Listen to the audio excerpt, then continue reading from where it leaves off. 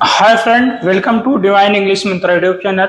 मैं निशाम एक बार पुनः आप लोगों के बीच उपस्थित हूँ। जैसे कि हम लोग इस टाइम इंग्लिश की डिफरेंट डिफरेंट टाइप के मतलब प्रैक्टिस सेट स्टार्ट किए हुए हैं। यानी स्पेशली अगर देखें ध्यान में रखते हुए बिहार शिक्षक भर्ती के लिए है। वैसे तो इम्पोर्टेंट ये सभी एग्जाम के लिए है, ओवरऑल जो भी इंग्लिश से रिलेट करता है तो ये सभी के लिए इम्पोर्टेंट है। बट स्पेशली अगर इस टाइम अगर फोकस किया जा रहा है तो जो मद्देनजर रखते हुए कि बिहार शिक्षक भर्ती में जो आपका 25 क्वेश्चन आने वाला उसी को, और उसमें आपके लिए इम्पोर्टेंट बात ये मैं बता दूं कि यहाँ पर क्या है कि कंटेंट वाइज यानी कि आपको प्रैक्टिस सेट मिल जाएंगे जो उसमें मतलब टॉपिक के अकॉर्डिंग आते हैं वो, और साथ साथ आपको ये मतलब कंप्लीट प्रैक्टिस सेट भी मिलेगा। तो प्लीज अगर आप बिहार शिक्षक भर्ती के एस्पिरेंट हो तो जरूर इस चैनल को सब्सक्राइब करो यदि आप इंग्लिश में अच्छा स्कोर करना चाहते हो या इंग्लिश में बेस्ट परफॉर्मेंस चाहते हो तो।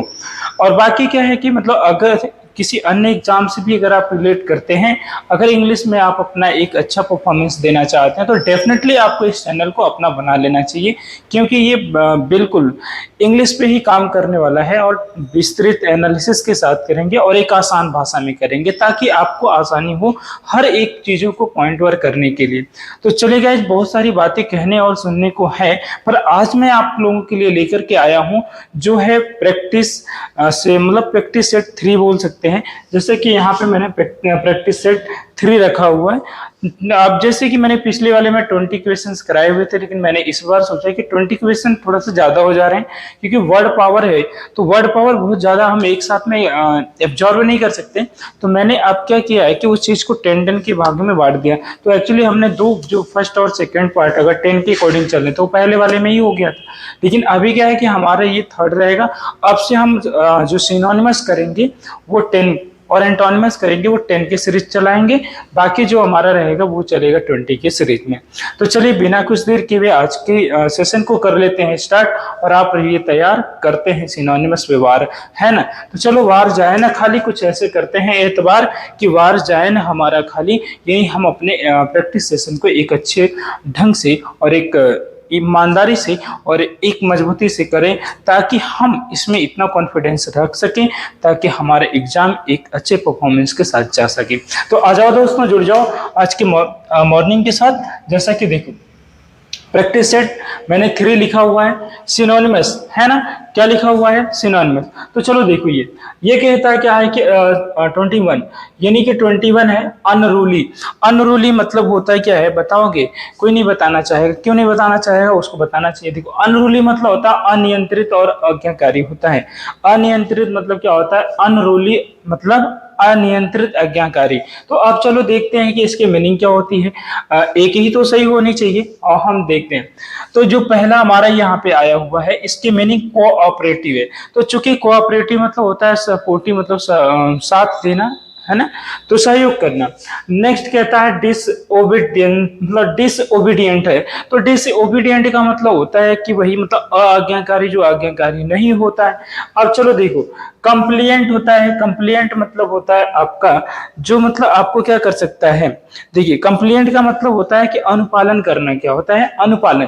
तो अब चूंकि तो अनुपालन है, अब यह है इल्डिंग। इल्डिंग मतलब होता है कि झुकना, यानी क्या करना? झुकना होता है, मानना होता है, ठीक है। तो अब बताओ कि 4 ऑप्शन तो तुम्हारे पास हैं, कितने हैं? 4। अब तुम्हें को करना है विचार कि कौन वाला होगा सही, तो क्यों ना बता देती कौन वाला होगा सही। चलो अब देखो चारों में बात करो जो इसके सिमिलर, यानी सिनोनिमस का मतलब क्या होता है कि सिमिलर। सिमिलर मतलब बोलो तो समान होना चाहिए। तो गाइस देखो यहाँ पर क्या है कि कोऑपरेटिव सहयोगी है, जबकि इसका मीनिंग कहता है कि अनियंत्रित। क्या कहता है? मतलब अनियंत्रित आज्ञाकारी, जो आज्ञाकारी नहीं हो। अब यहाँ पर क्या कंप्लिएंट का मतलब जानेंगे, तो कंप्लिएंट का मतलब तो होता है अनुपालन करना। तो इसके इक्विवेलेंट बराबर तो मीनिंग दिया नहीं। एल्डिंग का मतलब होता है क्या? झुकना, या किसी चीज को ऐसे झुक लेना या मानना होता है। तो चलो ये भी नहीं हुआ, तो अब तुम्हारे जो इसके बराबर का सेंस देने वाला है गाइस वो है ये डिसओबीडियंट, क्योंकि इसका भी आज्ञाकारी नहीं है, मतलब इसका अनियंत्रित आज्ञाकारी, और इसका है कि आज्ञाकारी ही नहीं है। तो लगभग दोनों ही क्या है? सिमिलर है। तो इस प्रकार से हमारा ऑप्शन जाएगा डियर गाइस डिसओबीडियंट, यानी बी फॉर बॉम्बे हमारा ऑप्शन क्या हो जाएगा? करेक्ट हो जाएगा। B for Bombay. क्या करेक्ट होगा? B for Bombay. यानी याद रखेंगे अनरूली का सिनोनिमस जो जाएगा वो डिसओबीडिएंट के साथ जाएगा। आई होप आपने इसको समझ गए होंगे, है ना। चलो तो ज्यादा कुछ ना करते हुए आगे चलते हैं और देखते हैं। ये कहता है क्या है कि एनोई।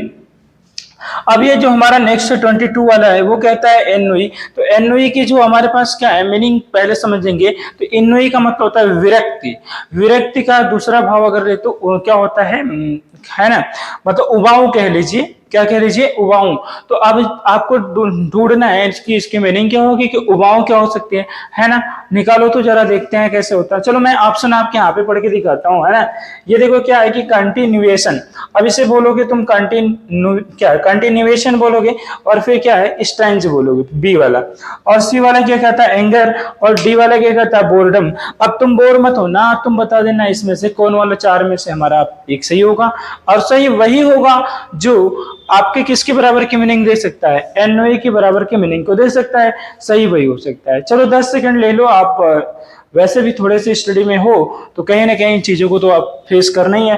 तो चलो बताओ कि कौन सा हमारा सही हो सकता है। ठीक है, ओके गाइस, छूटना नहीं चाहिए। डेफिनेटली बढ़िया करोगे, है ना। डरोगे नहीं ना किसी से, बिल्कुल डरने की कोई आवश्यकता नहीं, बस करने की आवश्यकता है। चलो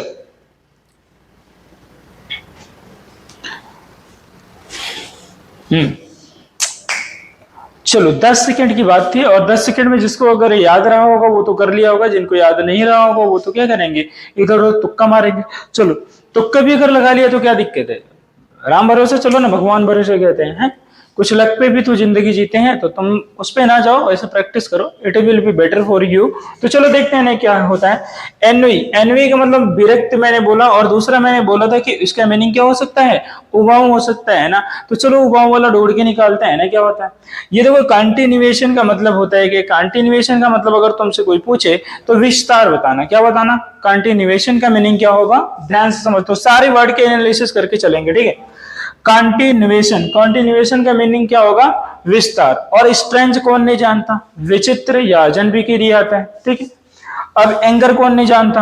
आंखें बड़ी कर लो ऐसे, है ना, गुस्सा यानी क्रोध होता है। अब लास्टली तुम्हारा क्या आता है? बोर्डम। बोर्डम मतलब वही हुआ ना, विरक्ति या उबाऊ, और हमें चाहिए भी तो था वही क्या, विरक्ति या उबाऊ चाहिए था।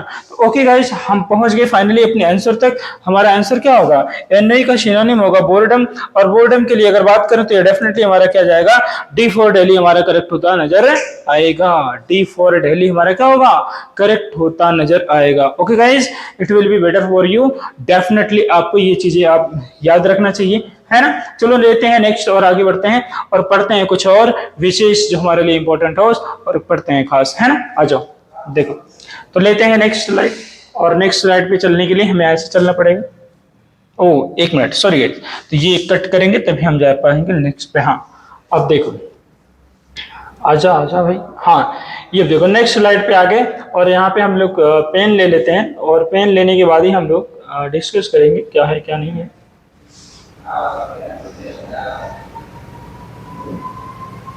देखो तो 23, अगर हम बात करें क्वेश्चन नंबर किसका करने वाले हैं, 23 का करने वाले हैं, तो भाई 23 वाला हमारा क्या है ना, जो क्या है, क्लैंडेस्टाइन है। तो क्लैंडेस्टाइन का मतलब क्या होता है? क्लैंडेस्टाइन का मीनिंग क्या होता है ये बताना है आपको, है ना। आप क्लैंडेस्टाइन के लिए 4 ऑप्शन है, लेकिन सबसे पहले मैं तुमको ना उसकी क्या बता देता हूँ, मीनिंग बताता हूँ। क्लैंडेस्टाइन का मतलब या तो तुम कह सकते हो गुप्त कह सकते हो, या तो तुम रहस्य कह सकते हो, ठीक है। अब यही तुम्हें सिनोनिमस निकालना है इसके समान मीनिंग को देने वाले। आज वो ऑप्शन है तुम्हारे पास इस प्रकार, मैं रीड कर देता हूं। Truthful, secret, Frank, upright. अब ये तुम्हारे पास 4 ऑप्शन है। अब तुम खुद ही बता दो कि कौन सा है, बट उसके पहले क्या है कि मुझे मीनिंग क्लियर कर दिया, है ना। और मैं तुम्हारे लिए मीनिंग क्लियर, अच्छा पहले 10 सेकंड तो तुम अपना ले ही लो। 10 सेकंड इस बात का ले लो कि अपना माइंड का यूज कर सको और सही वाले ऑप्शन तक जाने की कोशिश कर सको। चलो 10 सेकंड तुम्हारे स्टार्ट होते हैं, और करके दिखाओ।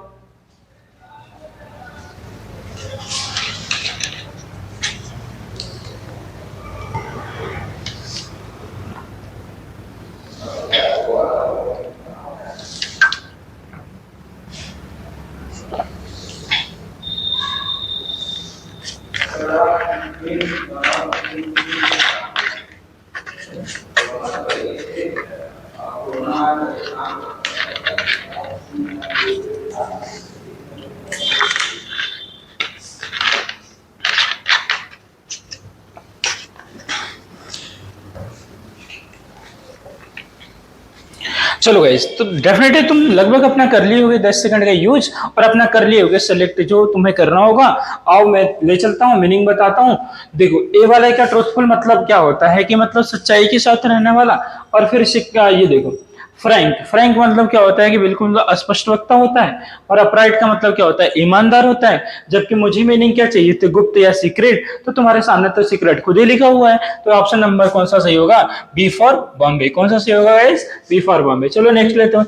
ये कहता है क्लोस्ट्रेड, है ना, क्लोस्टर्ड। तो क्लोस्टर्ड मीन्स क्या हो जाएगा, ये बताना। क्लोस्टर्ड मीन्स क्या होता है ना, क्लाइस्टर्ड। तो क्लाइस्टर्ड मीन्स क्या होता है, ये जरा बताएंगे हम लोग। पर इसके आगे मैं आपको चलता हूं, लेके चलता हूं। क्या देखो, हमारे वर्ड क्या, आइसोलेटेड है, इंप्रूवमेंट है, मेंडेबल है, और क्राउडेड है। तुम्हें बताना है कि इसकी मीनिंग क्या होगी, है ना। जबकि देखो, इसकी मीनिंग क्या है, तनहा। इसकी मीनिंग क्या है, क्लाइस्टर्ड की मतलब मीनिंग है कि तनहा यानी अकेला। तुम्हें बताना है कि आखिर इसकी मीनिंग क्या हो सकती है, तन्हा, अकेला। यदि दूसरा इसके समान वर्ड कौन आएगा वो बताना तुम्हें। चलो ऑप्शन ले लेते हैं 4। करोगे तुम विचार, बताओगे कौन सा होगा 4 में से सही, है ना। देखो, आइसोलेटेड है, इंप्रूवमेंट है, मेंडेबल है, और क्या है, क्राउडेड है। अब यहाँ पे अगर गाइस अगर बात किया जाएगा तो देखेंगे कौन सा सही होगा, है ना। चलो सही करके बताओ तो जरा। अब आ जाओ, क्या है कि 10 सेकंड तुमने अपना ले लिया है ना। थोड़ी स्पीड भी मेंटेन करनी पड़ेगी वरना दिक्कत हो सकती है। तो चलो देखते हैं। मेंडेबल मतलब होता है ठीक करने योग्य, इंप्रूवमेंट मतलब होता है सुधार, और क्राउडेड मतलब होता है भीड़। भैया कहाँ मिला, तनहा हमको चाहिए। तो तनहा सभी को पता है, लॉकडाउन याद है ना, कोरोना काल, आइसोलेशन वार्ड बनता था, है। जिसको भी कोरोना का लक्षण दिखता था वो क्या होता था, आइसोलेट हो जाता था। आइसोलेट मतलब जानते करते हैं क्या होता था, अकेली एकांतवास में चले जाना। और एकांतवास में हो तभी तो तन्हा हो, है ना। तो चलो, तो तन्हा की मीनिंग क्या हो जाएगी यहाँ पे, इसकी मीनिंग भी तन्हा और इसकी भी मीनिंग तन्हा, आइसोलेटेड। तो ये हो जाएगा आपका ए फॉर एप्पल, है ना, खाते रहना और तन्हा जीते रहना, है ना। चलो, अक्षर ये होता है। चलो आगे देखते हैं क्या, 25 का मतलब क्या है, लैकोनिक। अब मैं बताऊं तुम्हें लैकोनिक का क्या हो सकता है ऑप्शन। तो ऑप्शन मैं पहले रीड कर देता हूं और तुम लोगों के लिए फीड हो जाएगा कौन सा आसानी से होगा। चलो देखो, ब्रीफ है, लेंदी है, और फिर वर्बोश है, अनब्रिज्ड बोलेंगे, ठीक है। क्या बोलेंगे, अनअबिज्ड, ठीक है, ऐसे। आई थिंक बिज्ड नहीं है, ब्रिज्ड है। यहाँ पे स्पेलिंग का थोड़ा सा मिस्टेक हो रखा है ना। देखो, यहाँ पे थोड़ा सा स्पेलिंग का मिस्टेक है, इसको अपना चेंज करना। बी के बाद क्या लगा देना, आर, ठीक है। अनअब्रिज्ड होगा। तो चलो गाइस, यहाँ पे 4 तो तुम्हारे पास है, बट बताओ किसका मीनिंग होगा, शार्ट, यानी कि संक्षिप्त हो सकता है या शार्ट हो सकता है, ये बताना। आ जाओ, है ना। चलो कोशिश करो।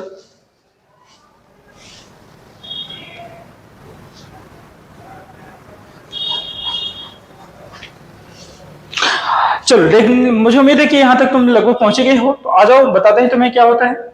देखो, लैकोनिक, लैकोनिक की मीनिंग क्या होती है कि संक्षिप्त मैंने बोला है। तो क्या लेंदी हो सकता है, विस्तार नहीं। वर्बोश, बातूनी, नहीं। अनअब्रिज्ड ये हो सकता है, बिल्कुल नहीं हो सकता भैया। तो हो क्या सकता है, बताना जरा तुम हमको। जरा देखो, यहाँ पे जो मीनिंग जाएगी, ब्रीफ, इसका भी संक्षिप्त होता है और लैकोनिक का संक्षिप्त होता है। तो दोनों का हो गया बराबर मीनिंग, इसलिए ये वाला हो जाएगा A for apple. Once again हमारा हो जाएगा सही।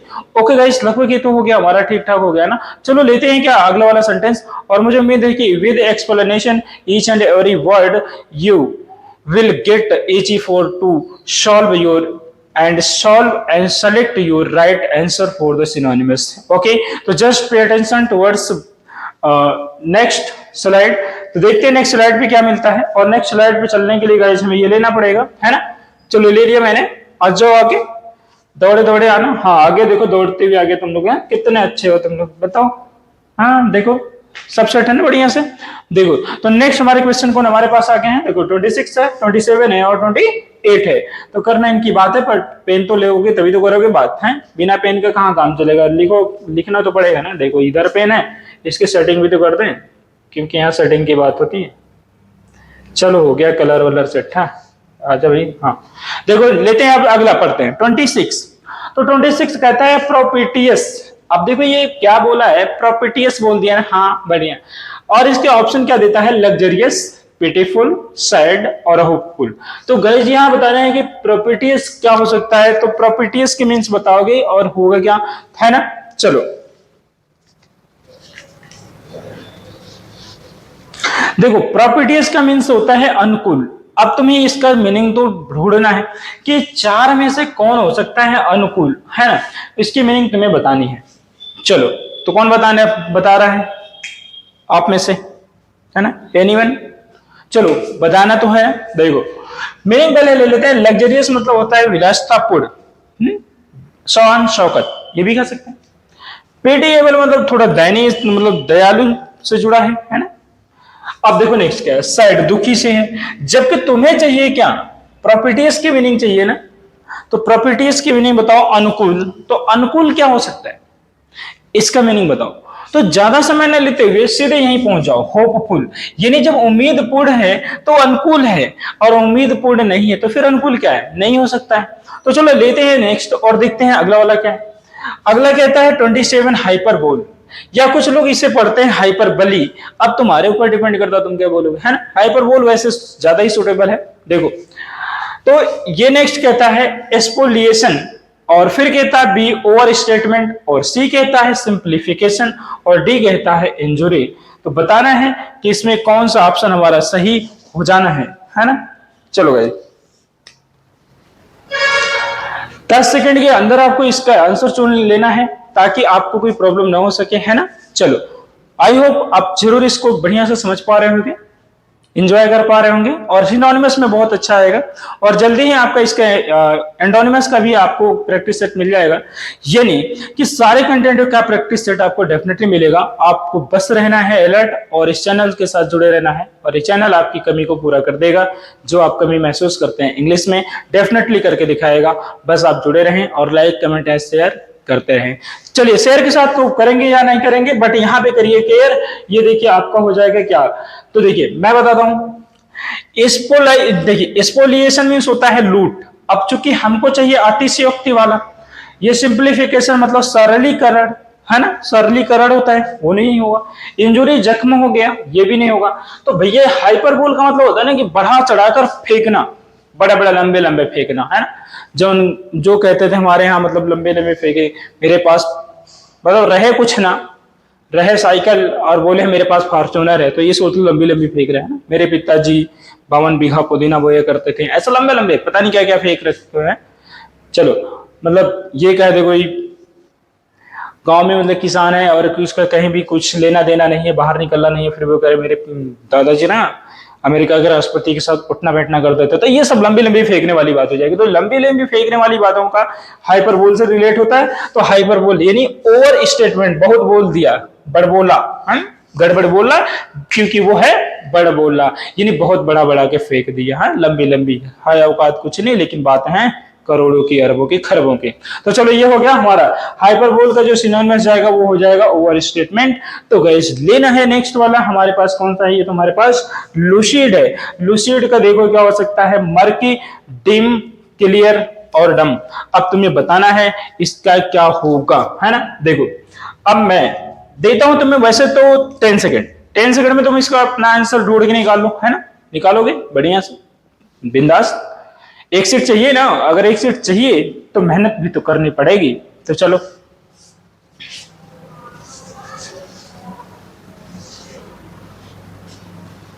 ओके गाइस, डेफिनेटली आप अलर्ट हो गए होंगे। 10 सेकंड है आपके पास, छूटना ना चाहिए आपसे कोई, है ना।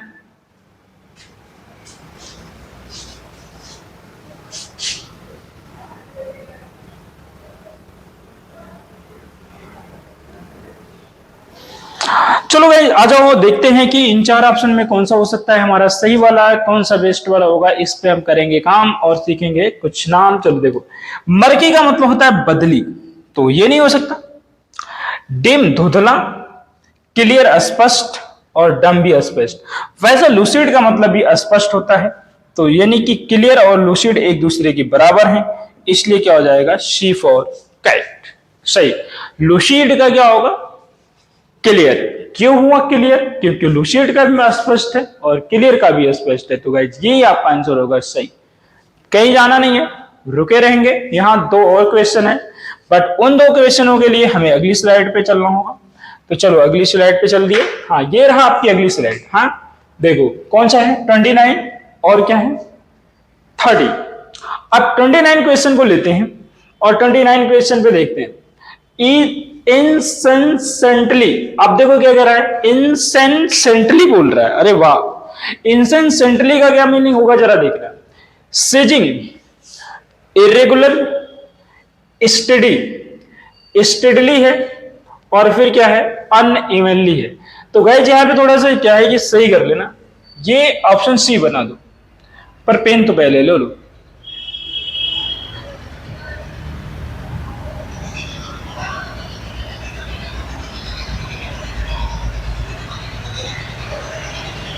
ये तुम इसे क्या कर दो, सी। ये बी है, इसको क्या कर दो, सी। यानी ऑप्शन सी रहेगा, ठीक है। चलो आप देखो गाइस, यानी ये जो था यहाँ पे ये गलत था, हमें कौन सा ऑप्शन कर लेना है अपना, इसको सी, बी नहीं है सी। चलो देखो, इंसेंसेंटली, सीजिंग, इरेगुलर, स्टडीली और अनइवनली, तो बताना क्या होगा। देखो, सीजिंग का मतलब किसी चीज को रोकना, और इरेगुलर मतलब, इरेगुलरली मतलब क्या होगा, अनियमित रूप से, अनियंत्रण, और अनइवनली मतलब असमान। जबकि तुम्हें यह कह रहा है इंसेंसेंटली का मतलब होता है निरंतर, अर्थात लगातार। तो आखिर इन चारों में करो विचार, कौन होगा आपका निरंतर वाला, वो बताओ। चलो आई होप समझने वाले समझ गए होंगे। वैसे यहां ज्यादा कटपिट हुआ है, और स्टेडली मीन्स ये होता है निरंतर यानी लगातार। तो इंसेंसेंटली का जो सिनोनिमस जाएगा वो स्टेडली होगा। तो डियर गाइस इसको जरूर याद रखना। चलो नेक्स्ट लेते हैं, लास्ट है आज के सेशन का रूश। लास्ट क्वेश्चन है आज के सेशन का, क्या है, रूश है। बताना गाइस रूश मीन्स क्या होगा। देखो, तो रूश मीन्स क्या होगा ये आपको जानना ही होगा। तो रूश मीन्स होता है चाल, बताओ बना के अपने आंसर की ढाल कि क्या होगा सिनोनिमस रूश का यानी चाल का। चलो, तो ये रहा रूल, ये रहा फ्यूल, और ये रहा एक्सचेंज, और ये रहा ट्रिक। बताओ, लगाओ अपना ट्रिक, बताओ क्या होगा रूश का सिनोनिमस, है ना। वाओ गाइस, छोड़ना मत बिल्कुल। देख लो एक बार अच्छे से देख लो, मैं साइड हट जाता हूं ताकि ये ना कहो कि मुझे ऑप्शन ही नहीं दिखा सर, मैं तो सही कर लेता। देख लो भैया, ऑप्शन देख लो बढ़िया से, और फिर बताओ इसमें क्या सही है क्या गलत है ना। बहुत अच्छे से बताना, थोड़ा भी गड़बड़ी ना करना है। एक गड़बड़ी ना जाने कितने लाखों का नुकसान कर देगी तुम्हारा है। चलो आ जाओ, तो लेते हैं पूरा यहाँ पे मैं एक्सप्लेन करता हूं, खुद भी खुद आंसर मिल जाना है। रूल्स मतलब नियम, फ्यूल मतलब ईंधन, एक्सचेंज मतलब परिवर्तन कर लो भाई, अदला बदली करो, और ट्रिक मतलब चाल। तो ये रूश और ट्रिक दोनों एक दूसरे के सिनोनिमस भी। रूश का सिनोनिमस क्या बनेगा, ट्रिक। इस प्रकार से ऑप्शन कौन सा सही जाएगा, सी फॉर कैट। वाह भाई, सुपर एक्शन और सुपर हमारा रिजल्ट के साथ हमारा क्या हुआ, ये सेशन हो गया क्लियर। आई होप आपने बहुत एंजॉय किया होगा। तो डेफिनेटली गाइज अगर आपको ये वीडियो पसंद आए तो like comment share and subscribe करना ना भूलें, और ज्यादा से ज्यादा लोगों तक ये पहुंचाएं, क्योंकि बिहार शिक्षक भर्ती में जो 25 क्वेश्चन आएंगे उसी पे मैंने पूरा टारगेट बनाया हुआ, उसको जरूर मतलब पूरे कंटेंट वाइज क्लियर करूंगा। तो डेफिनेटली आप इस चैनल को अपना बना लें। बस ये मैं बार बार इसलिए कह रहा हूं ताकि मैक्सिमम आपको चीजें कंटेंट सीरियल वाइज मिल जाएंगी। वैसे यूट्यूब पे बहुत कुछ मिलता है नो डाउट, बट एक सीरियल और कंटेंट वाइज कोई दे ये थोड़े से कम है, क्योंकि सीरियल वाइज और कंटेंट वाइज जो मिलता है वो पेड पे चलता है, ऐप पे या तो ऐप पे ही चलता है। बट यहाँ पे पहली बार कह सकते हैं कि पूरा फ्री आपको मिलने वाला है content wise, serial just like a paid class के बराबर ही होगा।